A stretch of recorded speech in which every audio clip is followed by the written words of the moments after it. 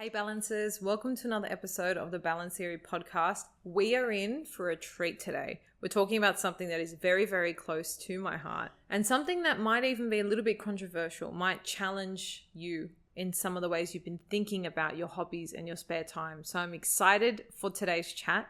But just before we dive in, I do want to ask you guys for a little favor. I want you guys to make sure you hit that like and subscribe button. It really helps us reach more people who would love to hear conversations like the one we're going to have today. And it means the absolute world to me. You know what I just realized, and something I'm getting so excited for? I'm getting married soon. So I'm getting married in June in Bali.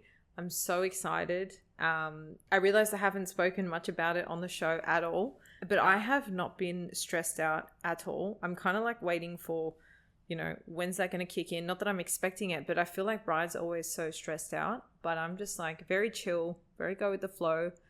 So I've really been enjoying the experience of like planning stuff, choosing things. I am using a planner. Maybe that's why I'm not as stressed out, but really excited for that.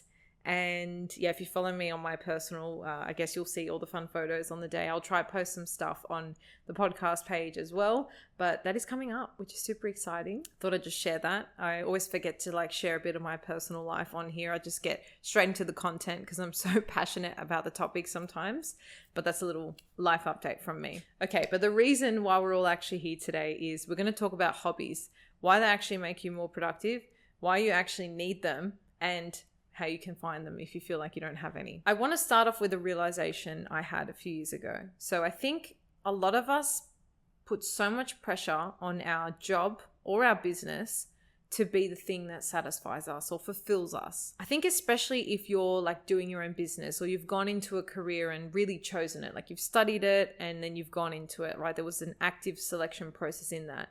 There's almost like a feeling of you want to like it and you want it to be it because you've put so much time and effort into it. But I think irrespective, whether you're like actively doing something you enjoy, whether you're just falling into a job because it just happened the way it happened, I think we do put pressure sometimes on our job being the thing that fulfills us. And I want to be the one to crack that in half and say that is not the case, because I don't think any job in the world could possibly satisfy or fulfill the range of interests or skills that you have. And that's why I think hobbies are the perfect complement to whatever it is you're doing as a 9-to-5 or a business or a side hustle, whatever it is you're doing that takes up most of your time in the work kind of category. You need hobbies to balance it out for the things that you don't get to do in your job. And this is exactly where the podcast was born. So I was working as a finance lawyer. I was in a firm in Sydney. And one thing I was really feeling was like I was lacking personal and meaningful kind of conversations with people. It was very much like just me and my client work. Like, yes, I'd work collaboratively with others, but it was very much like a one-man job. You just like do your own thing. And there wasn't really that like genuine level. I was in banking, so it was super transactional. Like I just felt like it was lacking that authenticity. And I was really just craving having meaningful connections with people. I'm the kind of person that if I was ever at a party growing up, I would be that person with a drink, like those red cups in the corner, having a full-on D&M, deep and meaningful. For those of you who don't know what that means, I was having a full-blown D&M with someone in the corner all night long, right? That was me. I'd just be that person that would dive deep into conversations. It's always something I've really enjoyed doing. And so I noticed quite early on, like that was something I really actively felt like I was missing, I was lacking. And so when I noticed that about myself, I was like, how do I explore this? How do I bring this? How do I do this more? Like, how can I create space for this? And the podcast seemed like a perfect place to do that, to have really deep conversations, to explore interesting, authentic kind of conversations that I wasn't getting in my job. And then I think where this journey took me was realizing that we're not meant to have one skill, to have one interest, to be in one vertical, not only in this moment, but for your whole life, right? You're multi-talented by nature of being a human. I had a beautiful woman, her name's Sheen Garib. I had her on the podcast a few weeks ago. If you haven't had a chance to check out that interview, check it out, because she has had like every career or job you could think of. She's chopped and changed quite a lot, and one of the things she loves talking about is how multi-talented we are as humans and how to explore all this and chop and change and have the confidence to do that, which was a really enlightening chat. So save that one for later if you haven't already. But needless to say, we're not meant to have one skill. You're not meant to have one skill. You can perfect one and then start embracing other things you're good at, right? You're not meant to just be good at one thing. You don't have to be good at one thing. You can do as much or as little as you would like. But I want to talk about one probably unspoken aspect of all of this. And this is something that I felt. And that was almost like I had to be hush-hush about my personal interests, because I felt like by talking about them at work, it would almost make me look like less productive or less interested in my job. You know, if I had all this time to be doing stuff outside, not that I was really expected to work on weekends. I don't know. It's like weird now that I reflect on it, but I just almost felt like no one else was talking about their interests. And so if I was like sticking my head out and saying, oh, this is all the stuff I'm doing, it kind of made me look less interested in my job, which is strange to me now. But I can wholeheartedly say that was something I really struggled with. I was hush-hush. I wouldn't post much on my personal. I would kind of hope people wouldn't find out. And I remember one of the partners of a completely different team. I mean, my boss kind of knew, my partner at the time knew about the podcast, and, you know, it was like whatever. But someone else in another team found out and asked me to send a firm-wide email, like sharing the podcast. And I was like, oh, wow. Like, do you think people would be interested? And then I really grappled with like, oh, I don't know, like I don't want people to think I'm that person that's like half in work, half not. But where I have come to is like completely full circle. I now am so like interested in what people are interested in outside of work, because really we're all there doing the same thing. What makes us different are our interests, and those things only add value to who you are as a person. They create your character. And I actually think if you can get to a place where you have your job, you identify the things that are lacking or the skills you're not able to use in that job, instead of putting pressure on your job for trying to be that one thing that ticks all the boxes, and you have these other outlets that you can actually leverage off to utilize those skills or have like space for them, it makes you better and more satisfied in the job you're doing. It doesn't take away from it.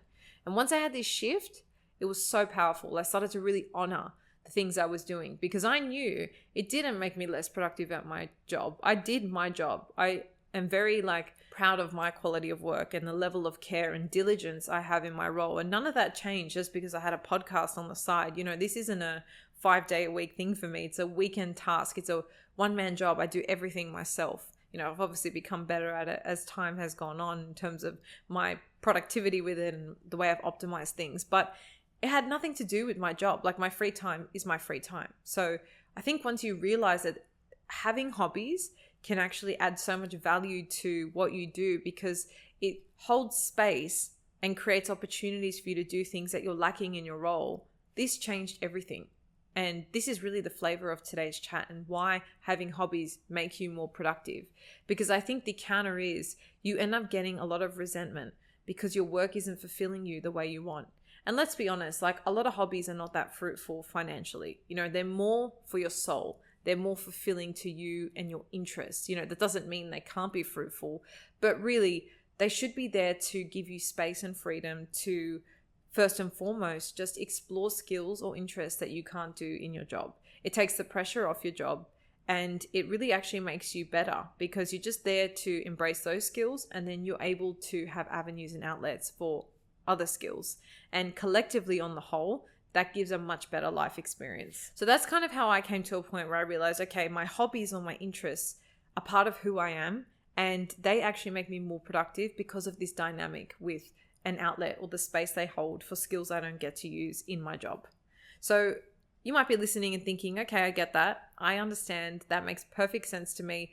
But how do I find what those things are? So of course, like always, I'm going to give you some practical steps or a reflection that you can undertake to, I guess, try and work this out. Step 1 is really thinking about what those hobbies could be, right? So you might have an idea. Maybe you've tried some stuff. Maybe you have no idea and you're like, I really need some guidance in this. So there's a few ways you could think about this. The first way is, like me, was thinking about, what am I lacking in my role? What do I feel I don't get to do? What's a skill or an interest of mine or something I really wish I could do in this job? That's a good indicator, like an aspect you wish you could have in your role, or maybe you wish you could be more hands-on on people's side or admin side or whatever it is, right? Like, get curious about what that gap is, what you feel like you're missing.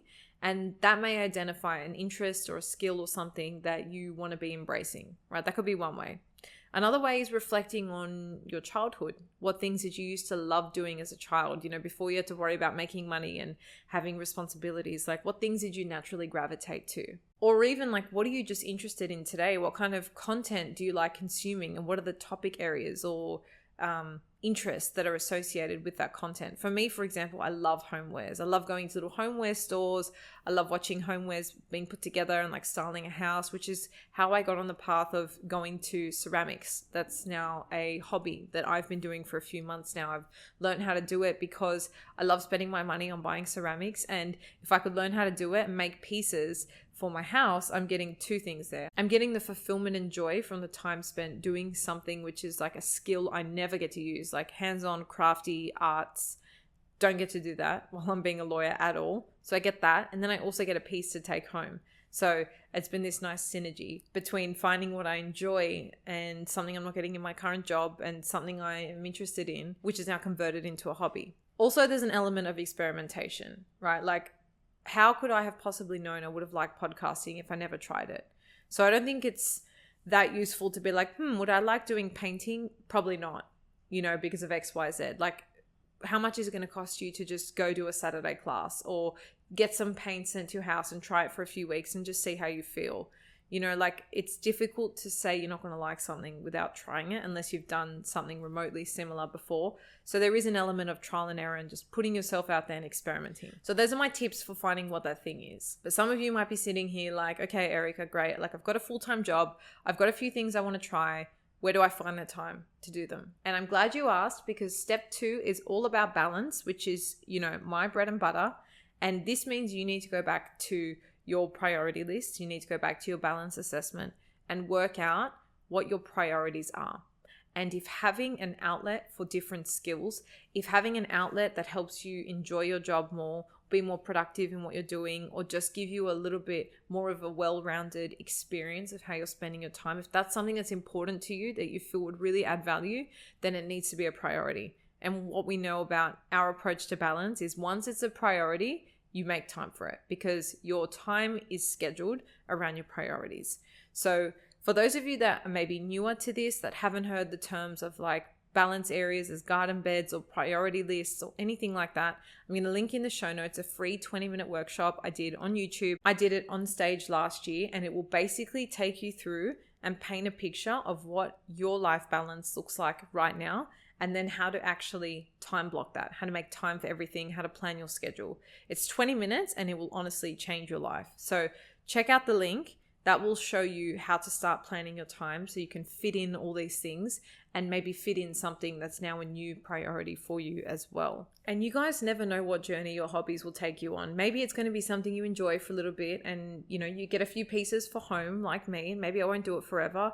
Maybe it'll be like a podcast, something that you end up enjoying. And, I couldn't have told you all the places the podcast has taken me. I've been able to do it from all around the world. I've been able to speak on stage. I've been able to interview incredible people.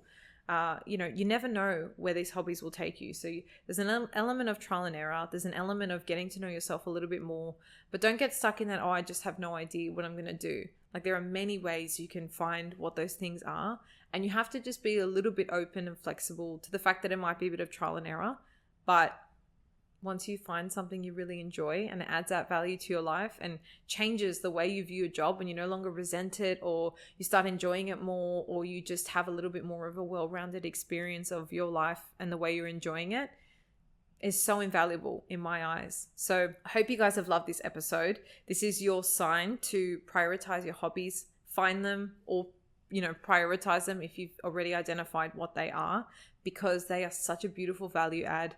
And also like a little reminder to just be curious about what other people's interests are outside of work too. Like, we don't need to perpetuate this culture where we're at work and we just work. I think corporate can be a bit like that sometimes. And as I said, you can feel like you want to be a bit hush-hush about your interests.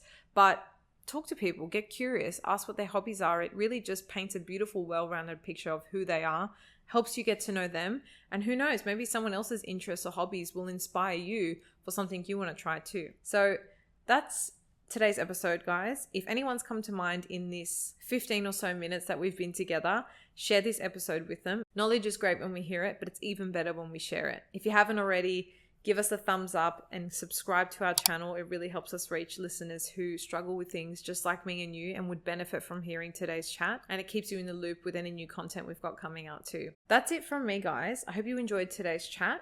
I will see you all on Monday for another interview. And until then, stay balanced.